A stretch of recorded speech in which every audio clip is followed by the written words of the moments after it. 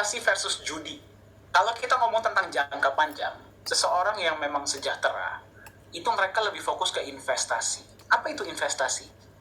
Ya, investasi adalah ketika Anda memasukkan uang Anda di sesuatu, asetkah atau apapun itu, Anda sudah pertama Anda tahu fundamentalnya seperti apa. Ya, yang kedua, Anda mengetahui profit dan resikonya. Ya, jadi Anda pelajari fundamentalnya seperti apa, Anda pelajari detailnya seperti apa. Ya, setelah Anda sudah melakukan itu, ya, yang Anda akan lakukan adalah Anda baru setelah itu Anda melakukan pembelian. Itu adalah yang namanya investasi. Ya, investasi adalah melakukan riset terlebih dahulu, Anda ketahui apa yang Anda beli, ya, baru Anda melakukan pembelian. Kalau judi adalah harap-harap cemas. Betul ya Pak Yunias ya? Harap-harap cemas dan siap-siap kena prank. Nah itu dia. Jadi kalau misalkan judi, perbedaan antara banyak orang yang bilang, Pak gimana cara saya membedakan investasi dan judi? Kalau judi, Anda beli, Anda tidak tahu apa yang Anda beli, dan Anda berharap Anda bisa menghasilkan dari situ. Biasanya konotasinya jangka pendek. Betul? Ya, orang-orang yang sejahtera tidak ada yang berjudi kecuali mereka memang mengakui bahwa saya sedang berjudi. Ini menarik Pak. Ya, dan mereka kalau berjudi, mereka sudah siap kalah Pak. Ini yang saya perhatikan. Misalkan mereka ke Genting atau ke Macau misalkan ya. Ya memang saya datang ke sana untuk judi. Ya, judi, dan judinya tuh bukan untuk cari duit, untuk entertainment, untuk ya seru-seruan saja. Tidak ada dari mereka yang berjudi kalau memang mereka mau cari uang. Nah, ini sesuatu yang Anda juga boleh aplikasikan dalam diri Anda. Ketika Anda mau membeli sesuatu, Anda pelajari dulu apa yang Anda beli. Kita nggak berbicara cuma tentang nagaya. Ya, kita berbicara tentang apapun. Ya, kalau konotasinya adalah jangka panjang, konotasinya adalah saya beli hari ini, saya belum tentu dapat besok. Ya, tapi saya tahu di jangka panjang dia akan menghasilkan. Itulah namanya investasi. Investasi adalah Anda menyimpan uang Anda di sesuatu yang bisa memberikan manfaat kepada orang lain. Contohnya apa? Perusahaan. Kalau Anda beli saham mereka, berarti kan perusahaan tersebut memberikan manfaat kepada orang lain melalui produk mereka, jasa mereka, dan sebagainya. Ya, kalau judi, Anda beli sesuatu, langsung berpikir, mudah-mudahan saya berhasil. Ya, saya nggak tahu ya kalau misalkan saya mungkin belum ketemu cukup banyak orang, tapi satu hal yang saya perhatikan, tidak ada orang kaya yang saya kenal, yang kayanya benar ya, berarti benar-benar dari bangun bisnis atau apapun, jangka panjang, tidak ada dari mereka yang berjudi. Tidak ada dari mereka yang berjudi. Ya, ini juga boleh Anda gunakan sebagai acuan ya, ketika Anda mau membeli aset. Nah, ini poin menarik Pak, delayed gratification. Delayed gratification Anda boleh catat ya, itu artinya menunda kebahagiaan hari ini untuk kebahagiaan di masa depan. Nah, saya nggak berbicara tentang kebutuhan. Ya, kalau kebutuhan tidak bisa kita rubah. Makan, sandang, pangan, itu tidak bisa kita tunda ya. Itu saya paham. Kebutuhan anak sekolah itu tidak bisa kita tunda. Tapi kemauan, greed, desire, keinginan, itu semua bisa kita tunda. Dan saya perhatikan ya Pak ya, teman-teman kita di luar sana yang memang sudah sejahtera, hampir mayoritas dari mereka, itu mereka menunda kebahagiaan di awal, agar mereka bisa punya lebih banyak uang untuk beli aset, asetnya menjadi compound interest, asetnya jadi tambah banyak, justru nggak mau loh Pak beli liabilitas lagi. Betul. Kecuali sudah punya banyak duit ya, itu beda. Dan kalau itu sudah jadi habits Pak, jadi karakter Pak. Jadi seandainya nanti satu hari mereka sudah ada di puncak kesuksesan, mereka menjadi salah satu orang dengan kekayaan yang luar biasa, mereka tetap hidup sederhana Pak. Betul. Ya, sudah tidak ada lagi dorongan untuk mereka memiliki barang-barang mewah dan sebagainya. Ya, dan kalaupun mereka harus memiliki itu, lebih karena sebuah tuntutan. ya mungkin karena ya tuntutan bisnis, tuntutan lingkungan sosial mereka, dan itu pun biasanya ya hanya sekedar yaitu bukan menjadi kolektor, ya. Ya saya lihat seperti itu, Pak. Asal mereka sudah membina atau memupuk karakter ini lah, ya, kebiasaannya atau menjadi habits seperti itu, Pak. Betul. Jadi kita ngomong tentang kebiasaan, ya. Kalau nanti sekarang seperti ini, kalau misalkan Anda belum membangun kebiasaan yang baik dari sekarang, nanti kalau Anda sudah punya banyak uang pun, uangnya bisa hilang karena kebiasaan-kebiasaan yang kurang baik tersebut. Saya doakan di sini, bukan saya doakan, saya yakin ya, para holder Nagaya dan calon pemegang Nagaya di sini pasti semua habitnya sudah baik dan benar, Pak. Makanya mereka mau beli aset, Pak. Ya, jadi kita menunda kesenangan hari ini, ya. Ini sebenarnya kembali ke poin pertama, ya. Kita menunda kesenangan agar uangnya kita bisa gunakan untuk investasi, untuk beli aset, ya. Nah, ini yang paling penting, Pak, dan ini saya perhatikan banyak dari teman-teman kita di luar sana tidak pernah membahas. Ya, kita berbicara tentang true purpose. True purpose itu artinya tujuan sebenarnya. Kita pernah nggak sih tanya sama diri kita sendiri kenapa kita mau punya banyak? Pernah nggak kita tanya? Ya, yang kita sendiri tanya kepada diri kita sendiri, kenapa sih saya kok kepengen bisa punya $1 juta atau $10 juta atau ya berapa miliar? Ya, saya perhatikan, Pak, teman-teman saya di luar sana yang memang benar-benar waduh sejahtera, ya, mereka mau jadi kaya raya bukan gara-gara mereka mau beli mobil mahal, mau beli rumah besar, atau punya helikopter, itu bukan loh, Pak. Mereka tujuannya apa? Yang pertama, saya pengen bahagiakan orang tua. Saya pengen sejahterakan keluarga saya. Saya pengen orang tua saya bisa pergi haji. Ya, saya pengen ke Holy Land. Saya pengen bisa bantu orang. Ya, jadi keinginannya itu sangat dari hati gitu loh, Pak. Ya. Dan kalau keinginan kita ingin jadi sejahtera itu datangnya dari hati, ya, kita justru lebih bisa melewati tantangan-tantangan yang kita akan lewati dalam hidup. Setuju, Pak. Ya, bukannya berarti mereka nggak bisa punya mobil mewah dan rumah, tidak, ya, tidak. Itu semua ya bisa dibilang bonus lah, tambahan, ya. Tapi bukan itu tujuannya, ya, bukan itu tujuannya. Kalau misalkan memang itu tujuan Anda, tidak salah, tidak ada salahnya. Tapi coba tanyakan kepada diri Anda sendiri, kenapa saya mau itu semua? Kenapa? Apakah gara-gara itulah yang dilakukan oleh orang lain? Atau kita mau menunjukkan kepada orang lain bahwa, hey, saya sejahtera loh? Ya, coba tanyakan kepada diri kita sendiri. Ya, oke. Nah, jadi mindset pertama adalah orang sejahtera berpikir jangka panjang. Ya, coba saya mau lihat dikirim via chat. Apa poin-poin utama dari mindset yang pertama ini yang sangat mengena kepada Anda dan bisa Anda aplikasikan hari ini? Pak, sebelum kita masuk ke yang kedua, Pak, ada yang ingin ditambahkan, Pak? Cukup, Pak, untuk poin ini luar biasa. Mantap. Ya, jadi semoga bermanfaat. Ini yang pertama, ya. Mindset yang pertama adalah mereka berpikir jangka panjang. Nah, ini ada satu quote dari Robert Kiyosaki. Nah, ini bukunya harus Anda baca. Ya, buku ini bagus banget, bahasa Indonesia ada di Gramedia atau dimanapun, ya. Ya, ini menulis buku yang namanya Rich Dad Poor Dad dan Cash Flow Quadrant. Wah, buku ini, Pak, luar biasa bagus. Bagus banget. Ya, benar-benar bisa sangat membuka mata kita terhadap ilmu finansial. Dia bilang seperti ini. Orang kaya beli aset. Yang belum kaya punya liabilitas atau expenses, pengeluaran. Yang di tengah-tengah memberi liabilitas yang mereka pikir adalah aset. Menarik, ya. Jadi banyak dari teman-teman kita di luar sana yang membeli yang mereka pikir adalah aset, tapi ternyata liabilitas. Contohnya apa, Pak? Rumah, ya, ataupun cicilan kartu kredit. Nah, kayak waktu itu saya suka contoh yang Pak Yunias berikan di Bali itu adalah cicilan panci.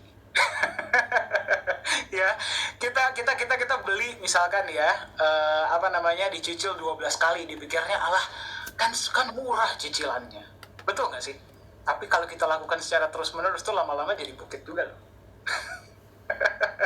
Ya, jadi kembali kita masuk ke dunia kripto ya, dengan kripto ataupun aset apapun yang kita miliki. Kalau kita berbicara tentang aset, apakah aset yang kita beli itu benar-benar aset? Kripto yang kita beli itu adalah benar-benar aset.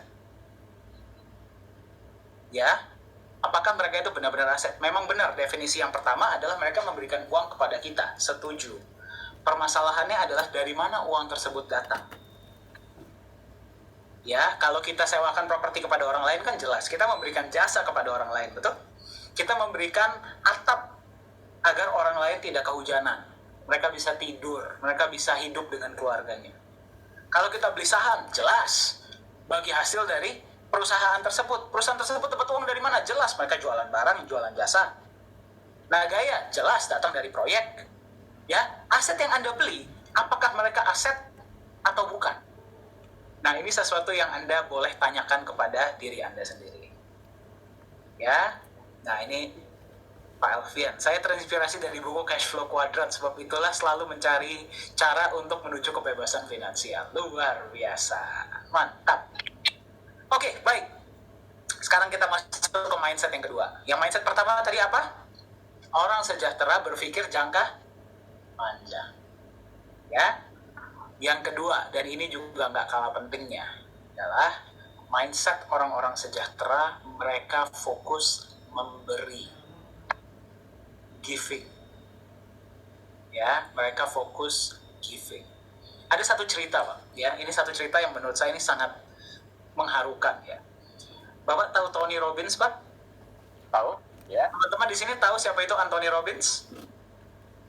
Tahu ya? Anda boleh googling kalau belum tahu. Anthony Robbins. Anthony Robbins ini salah satu idola saya, Pak. Karena sebagai seorang trainer, sebagai seorang pembicara, dia itu maha gurunya. Ya. Nah, jadi net worth-nya beliau hari ini, perusahaan-perusahaannya, turnover-nya, Pak. Turnover-nya ya, per tahun itu bisa 5 miliar dolar. Turnover-nya doang. Ya, itu dia benar-benar luar biasa. Dia sudah juga membantu sangat banyak orang. Tapi pada suatu saat dia itu pernah, Pak, berada di satu posisi di mana dia tuh nggak punya uang. Karena dia tuh dulunya tuh tukang sapu, Pak, sebenarnya, Pak. Tukang pel. Janitor. Ya, dia terinspirasi dengan satu orang yang bernama Jim Rohn. Jim Rohn, Pak Ines tahu Jim Rohn? Jim Rohn saya belum dengar. Oke, Jim Rohn itu adalah gurunya Anthony Robbins. Nah, dia bilang suatu saat saya juga pengen seperti itu. Pada saat dia sedang nyapu, ngepel, itu di seminarnya Jim Rohn. Dan dia bilang, wah suatu saat saya pengen jadi kayak dia. Nah, pada suatu saat, dia ini ketika sedang membangun karirnya dia ya, jadi bagi Anda yang sedang mendengarkan ya, itu ada suatu saat di mana dia tuh nggak punya uang. Kalau nggak salah di kantong dia tuh cuma ada berapa dolar gitu. Ya, ada anak, Pak, yang minta-minta ke dia. Ya, dia bilang saya nggak punya uang, saya belum makan berapa hari, gini gitu ya. Apa yang dia lakukan? Dia cukup nekat, Pak. Ya, dia nggak punya duit sama sekali, cuman ada mungkin sekitar 10-20 dolar dalam kantong dia, itu berarti sekitar 400 ribuan, 100 ribu. Tapi kan di Amerika itu nggak ada artinya, Pak, 20 dolar itu. Ya. Apa yang dia lakukan adalah dia keluarkan uang tersebut, dia kasih semuanya kepada anak tersebut yang minta-minta. Dia kasih semuanya. Dia bilang, saya pada saat itu, Anda boleh googling, ini cerita beneran ya. Saya nggak tahu besok saya bakal makan apa. Tapi pada saat saya melakukan itu, saya merasa apa ya, kebebasan yang belum pernah saya rasakan sebelumnya. Ya, jadi kunci untuk menerima adalah beri. Dan itu menurut saya, Pak, ini sesuatu yang sangat powerful dan hampir tidak pernah dibicarakan. Ya, masuk kalau misalkan kita berbicara tentang alam semesta, kita berbicara tentang nature. Nature itu memberi loh, Pak. Tanpa mengharapkan apapun. Kita lihat matahari. Matahari memberikan sunshine, ya, yang bisa menerangi seluruh dunia. Apakah dia pernah minta sesuatu? Ya. Ya, kalau misalkan kita lihat bunga misalkan, dia memberi aroma, fragrance. Apakah dia meminta sesuatu? Tidak. Ya, jadi kalau misalkan kita lihat alam semesta, nature ini memberi. Ya, nah jadi kalau misalkan kita ingin menjadi seseorang yang layak untuk menerima, kita harus terlebih dahulu memberi. Ya, nah tapi ini bukan seminar motivasi, ya, tapi ini sebenarnya cukup praktis, ini praktikal, dan Anda bisa aplikasikan dalam hidup Anda. Ya, Anda boleh lihat orang-orang paling kaya di dunia, Bill Gates, Mark Zuckerberg, Elon Musk, Warren Buffett, Jeff Bezos, Bernard Arnault. Anda boleh lihat, mereka pasti punya foundation sendiri, betul tidak? Memberi kepada orang lain.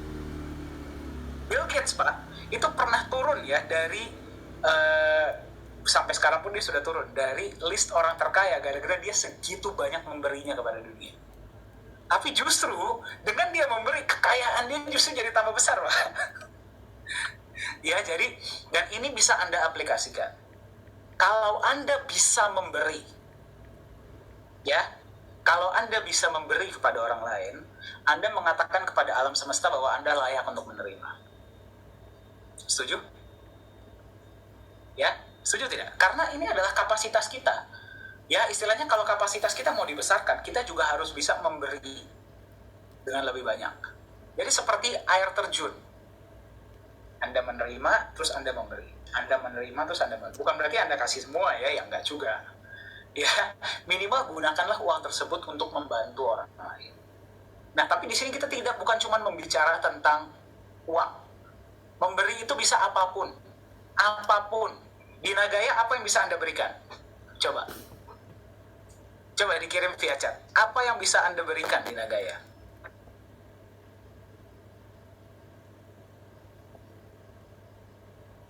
Apa coba? Nah, itu dia. Informasi. Kira-kira memberikan informasi itu kita dapat pahala nggak sih, Pak? Oh ya, dapat. Apalagi informasi yang kita bagikan adalah informasi yang akan memberikan kesejahteraan ya yang sama, nilai yang sama. Mungkin saya mau tambahkan sedikit nih poin. Silakan Pak. Jadi tentunya ketika kita berbicara tentang memberi ya, sebenarnya kita sedang berbicara tentang hukum tabur dan tuai. Betul. Ya, jadi apa yang kita tabur, percayalah itu pasti akan kita tuai. Nah, namun yang harus diperhatikan ya, kadang ini juga diabaikan nih Pak Dhani. Iya. Ya, jadi kita itu menabur harus juga dalam kualitas. Ya. Nah, jadi kalau di poin pertama sudah disinggung tentang orang kaya itu lebih mengejar kualitas bukan kuantitas. Ya. Maka di poin kedua ini Anda juga harus belajar memberi sesuatu yang bernilai, sesuatu yang berkualitas. Ya, maka Anda juga akan menuai sesuatu yang berlipat ganda, bahkan dengan kualitas yang jauh lebih tinggi. Saya ambil contoh saja, ini aplikasi yang sederhana ya. Anda pernah nggak masuk mall, ya, Bapak Ibu ya, teman-teman, masuk mall, ke sebuah mall, lalu ketika Anda lewat ke sebuah counter, ya, katakanlah counter makanan, roti gitu ya, merek baru, atau bahkan sudah merek terkenal. Nah, tiba-tiba Anda ditawari oleh penjaga dari counter tersebut, ya, Anda ditawari sampel dari produk-produk yang dijual ya di stand tersebut. Ya, nah itu Anda bisa coba, Anda makan. Ya, nah apa yang terjadi ketika apa yang Anda berikan ya sebagai sampel itu sesuatu yang berkualitas, maka bisa dipastikan tingkat konversi, tingkat penjualan itu akan meningkat. Ya, ini akan berbeda halnya ketika walaupun Anda punya kualitas, tapi Anda tidak melakukan itu. Ya, tidak melakukan upaya untuk memberi, maka orang antara pengen mencoba dengan, ya kalau seandainya mencoba kualitasnya baik, rasanya enak. Kalau tidak, kecewa gitu ya. Nah itu, jadi orang apalagi sebuah produk baru cenderung untuk tidak akan beli. Ya, tetapi ketika kita menawarkan, kita memberi, kemudian dengan kualitas yang baik, maka percayalah, di sana akan terjadi yang namanya pelipat gandaan. Betul sekali, Pak. Sangat setuju. Tanpa Anda melakukan dua hal itu, kualitas memberi dan kualitas, maka yang namanya multiplikasi mungkin tidak akan pernah terjadi. Setuju banget, Pak. Itu saya sangat setuju. Jadi sebenarnya memberi itu adalah Anda menunjukkan bahwa Anda itu percaya. Percaya dengan siapa? Percaya dengan yang di atas bahwa Anda akan selalu diberi. Ya, Anda nggak akan kekurangan. Ya, kalau Anda megang, aduh takut memberi, Anda menunjukkan kepada yang di atas bahwa Anda nggak percaya, bahwa Anda tuh layak diberikan lebih. Anda percaya sama yang di atas, yang pertama. Yang kedua, Anda percaya dengan diri Anda sendiri. Dan yang ketiga, Anda percaya dengan produk yang Anda berikan. Ya, kalau Anda berani memberi informasi tentang Nagaya, berarti Anda percaya bahwa Nagaya ini bagus.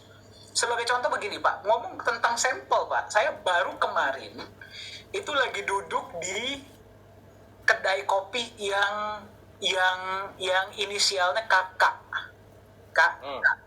Terkenal dia, Pak. Ya. Salah satu kedai kopi yang paling terkenal di Indonesia. Ya, ternyata tempatnya enak banget, Pak, di daerah BSD. Saya lagi duduk, Pak. Ya, saya sebenarnya hari itu lagi nggak kepengen makan karena saya lagi puasa. Ya, datanglah orangnya ke atas, dia bawainlah sampel. Dia bilang, Pak, ini Pak, kita lagi mau memberi tester sampel agar Bapak bisa coba roti kita seperti apa.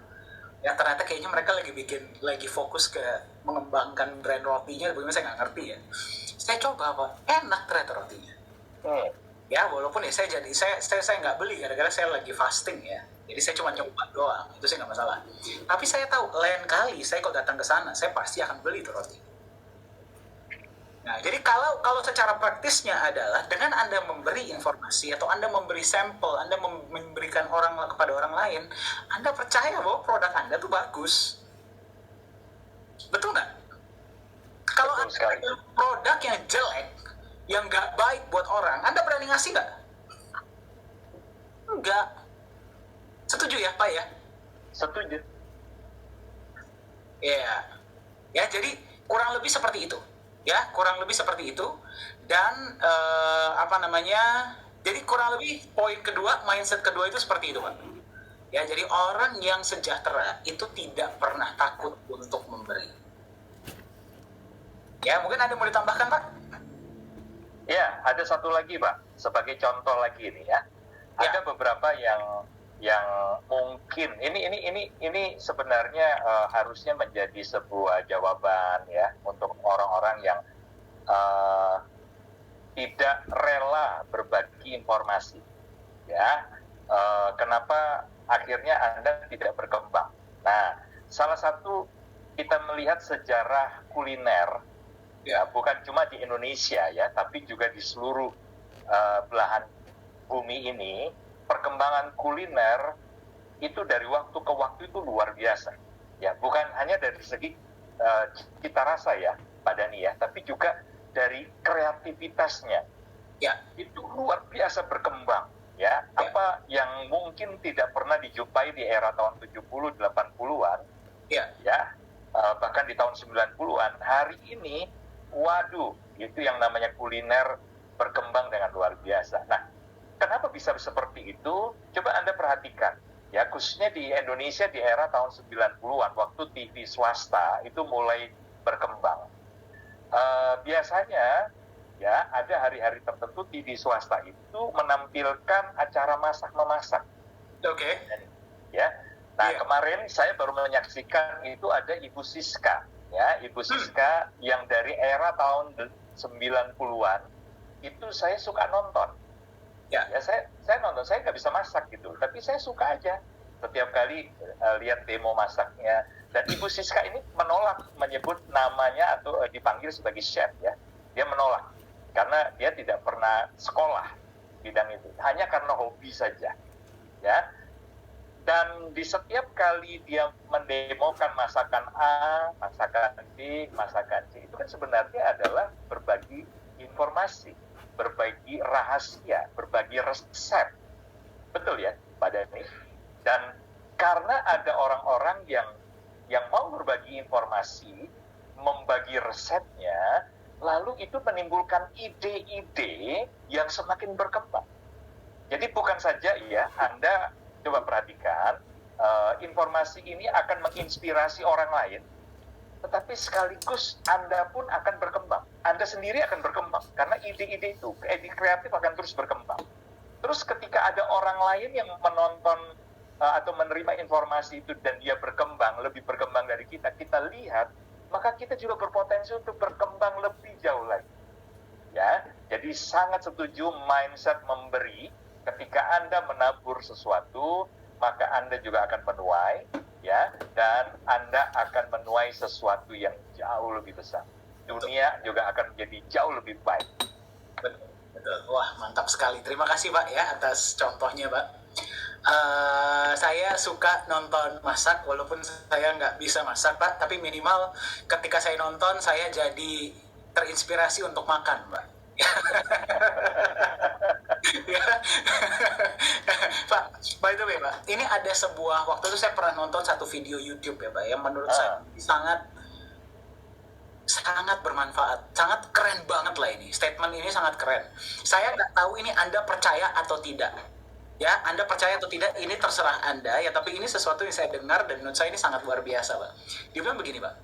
Ya, kalau kita berbicara tentang spiritual ya, yang kita percayai sebagai Tuhan, itu mau kita tuh kaya raya sebenarnya.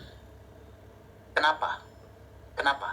Gara-gara kalau Anda kaya raya dengan benar, berarti Anda memberikan manfaat kepada dunia.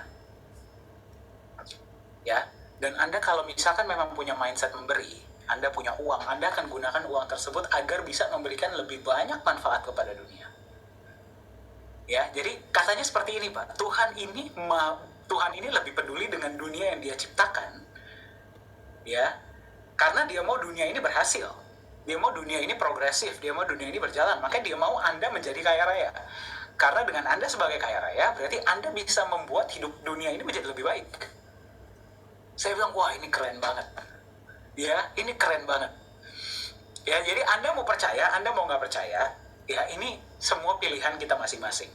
Ya, tapi dengan Anda memberi, dan ini sudah terbukti.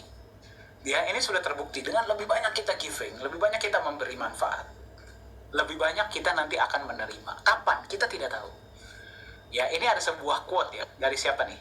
Nah, ini dia Anthony Robbins. Bagi Anda yang kenal, ya. Ini inspirasi saya sampai hari ini, Pak. Sampai hari ini Anthony Robbins ini inspirasi saya, ya. Ya, the secret to wealth is simple. Rahasia untuk kesejahteraan itu simple. Find a way to do more for others than anyone else does. Kita cari jalan bagaimana caranya kita bisa memberi kepada orang lain lebih banyak dan lebih berkualitas daripada orang lain. Ya, jadi sebenarnya uang itu apa sih? Uang itu hanya transfer of value. Ya, Anda kasih sesuatu yang bermanfaat bagi mereka, Anda dapat uang. Sebenarnya kan cuma seperti itu. Jadi kalau Anda mau menghasilkan banyak uang, ya Anda memberi kepada orang lain. Di Nagaya apa yang kita berikan? Informasi tentang sebuah aset yang nanti ke depannya bisa mensejahterakan mereka loh. Jadi kalau misalkan kita memberi tentang Nagaya, kita tuh harus passionate, kita harus positif, kita harus happy.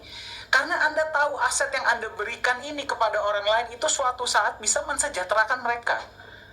Dan in return, Anda mendapatkan referral. Nah, dan ini juga berlaku untuk semua hal yang ingin Anda lakukan. Ya, intinya adalah uang itu hanyalah transfer of value. Mereka kasih Anda uang, Anda kasih mereka sesuatu hal. Simple nggak sih sebenarnya? Simple banget. Simple banget ya. Tapi banyak di luar sana tuh di complicated gitu loh, dibuat ribet. Padahal sebenarnya cuma seperti itu ya. Nah, ini juga dari Zig Ziglar ya. Zig Ziglar juga motivator dulunya, Pak. Iya. Ya, if you want to achieve your goals, help others achieve theirs. Jika Anda ingin mencapai impian Anda, bantulah orang lain mencapai impian mereka. Di Nagaya, apakah kita sedang melakukan itu? Sangat-sangat jelas kita lakukan. Anda bantu orang untuk bisa punya aset, Anda bantu orang bisa sejahtera di masa depan, Anda ikut sejahtera nggak? Ikut. Dari mana? Dari referral, dari royalty? Nagaya cepat kejual, kita cepat masuk market, lebih banyak orang yang tahu. Ya, jadi everyone is happy, semua orang win-win di sini. Ya. Oke, mungkin boleh ya di chat, di share apa sih yang Anda terima dari mindset yang kedua ya, agar saya pengen tahu nih Anda memperhatikan atau enggak. Nah, mindset ketiga, dan ini juga nggak kalah penting ya. Jadi mindset pertama tadi apa? Orang sejahtera berpikir jangka panjang. Yang kedua, orang sejahtera berani memberi. Ya, yang ketiga adalah orang sejahtera berani berbeda. Nah, jadi mereka tidak mengikuti arus. Nah, maksudnya gimana? Kita lihat ya. Yang pertama, mereka punya perhitungan sendiri. Bukan cuma ngomongin profit, tapi juga resiko.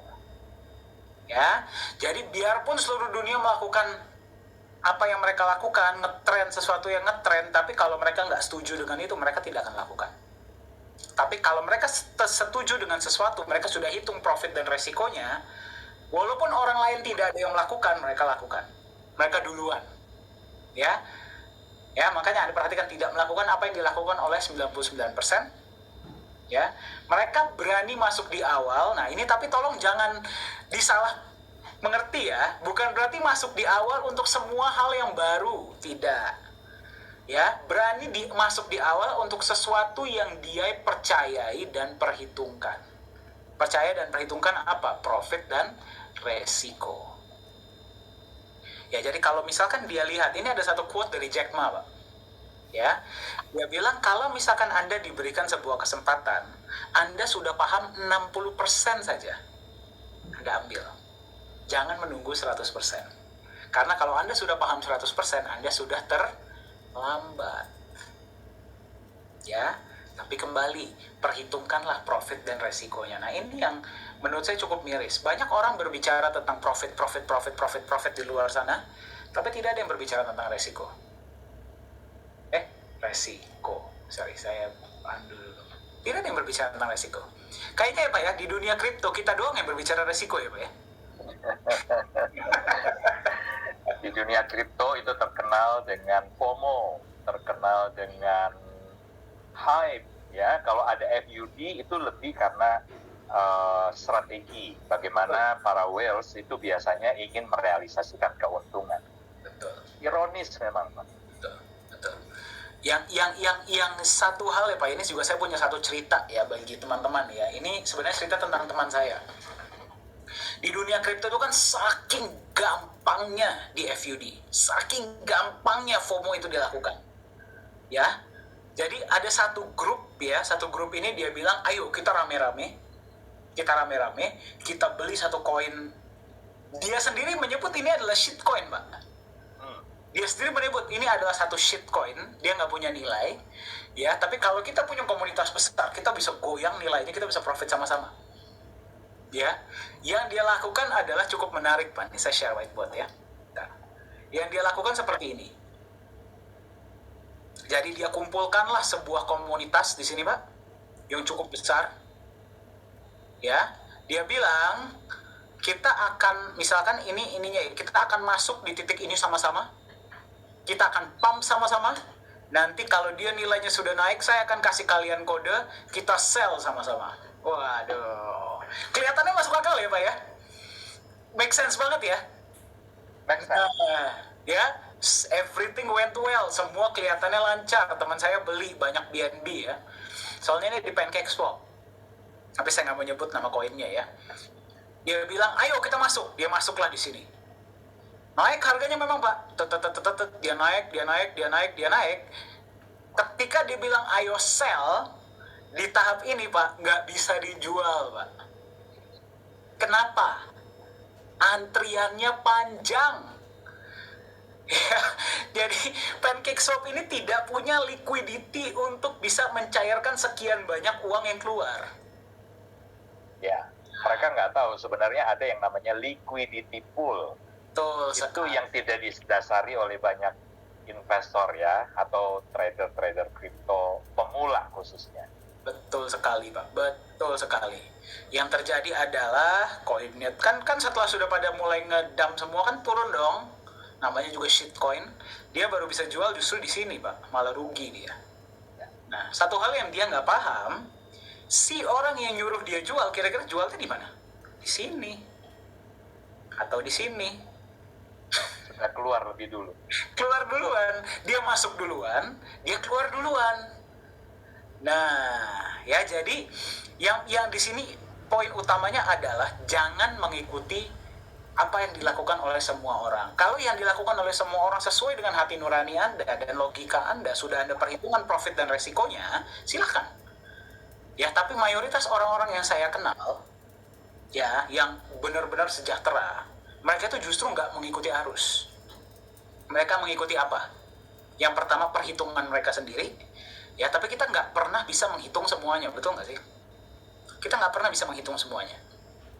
Ya, ujung-ujungnya kita cuma bisa paling menghitung berapa persen sih. Yang mereka ikuti adalah gut feeling, intuisi.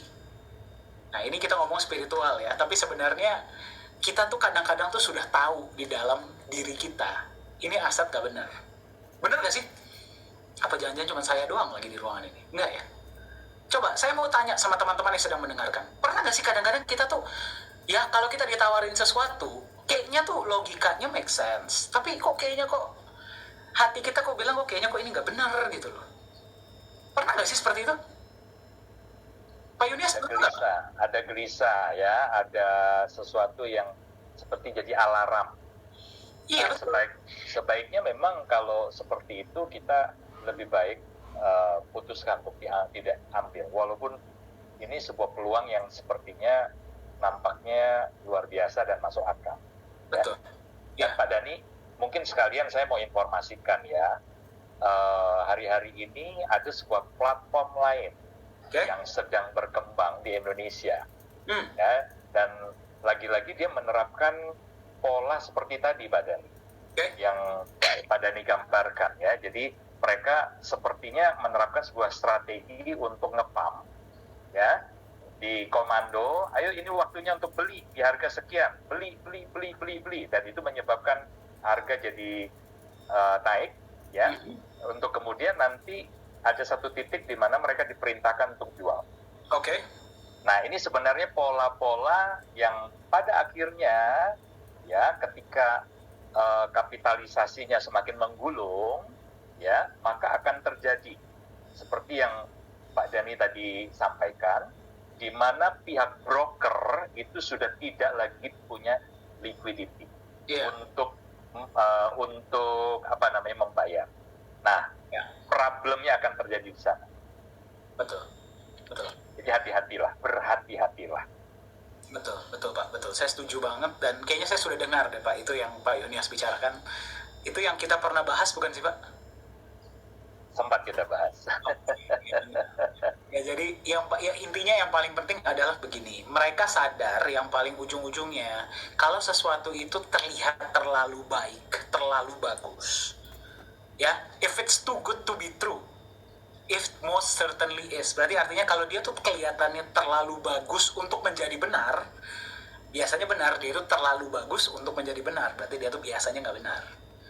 Ya, jadi kita sebagai manusia ini kita diberkati dengan sebuah gut feeling ya. Gut feeling ini tuh selalu bisa melindungi kita dari hal-hal yang tidak kita inginkan sebenarnya. Tapi saya setuju ya, ada yang kirim di chat nih bener banget, terkadang tertutup oleh emosi. Ya, itulah kenapa kita kalau membuat gut feeling itu beda dengan emosi ya. Intuisi itu beda dengan emosi. Kalau gut feeling itu benar-benar dari dalam diri kita yang paling dalam, biasanya munculnya tuh split second. Ya, tapi gara-gara kita validasi dengan emosi, gut feeling itu ketutup. Padahal di awal tuh dia udah ngomong, jangan gitu loh. Tapi gara-gara kita, waduh, emosi kita meluap-luap ya, jadi tertutup lah hal tersebut. Ya, jadi gut feeling dan logika itu biasanya barengan. Ya, tapi saya nggak mau berbicara tentang hal yang terlalu muluk-muluk ya di sini ya. Tapi percayalah, kalau Anda terus praktekkan di dalam diri Anda, ya, ketika saya ditawarkan naga ya, gut feeling saya bilang, oh ini benar. Ya, instantly. Ya, walaupun pada saat itu saya baru punya pengalaman yang kurang baik di luar sana, nah emosi saya bilang, jangan. Ya, tapi gut feeling saya bilang, ini kayaknya benar, orangnya kayaknya jujur, apa adanya. Dan benar, ya, keputusan yang saya ambil benar, puji Tuhan ya. Alhamdulillah ya. sampai saya sudah 3 tahun sekarang di Nagaya. Ya, tanggal 2 saya pas masuk, kalau nggak salah tuh pas sebelum ulang tahun saya, ini sudah hampir ulang tahun saya lagi. Ya, jadi sudah hampir 3 tahun. Ya, Mantap. gut feeling itu selalu ada bersama Anda, tapi Anda mau mendengarkan atau tidak. Itulah yang katanya suara ilahi ya. Anda percaya tidak percaya. Nah, anyway. Nah, satu lagi yang paling penting adalah berani berbedanya apa? Mereka tidak belajar hanya dari kesalahan sendiri. Ya. Betul ya Pak Yunias ya? Ya. Karena mereka pikir gini, waktu gue nggak cukup untuk membuat semua kesalahan di dalam dunia ini gitu loh. Jadi apa yang mereka lakukan? Mereka belajar dari kesalahan siapa? Orang lain. Mereka melakukan kesalahan, belajar dari kesalahan orang lain. Mereka pelajari market itu seperti apa. Ya, contohnya kita ngomong dunia kripto. Kembali kita lihat di berita, banyak orang yang memang ada beberapa yang berhasil, tapi banyak dari mereka yang tidak berhasil tuh. Betul tidak sih? Terbukti kok kemarin pas lagi bear marketnya kripto banyak yang jebol. Lah kalau misalkan dia mau mendapatkan sesuatu yang baik, dia mau berhasil, ya dia nggak mungkin lah mengikuti hal-hal yang sudah terbukti tidak berhasil. Ya, jadi dia belajarlah dari kesalahan orang lain, dia catat, dia ambil hal-hal yang berhasil, dia gunakanlah buat hidup dia sendiri. Di Nagaya itu dilakukan tidak?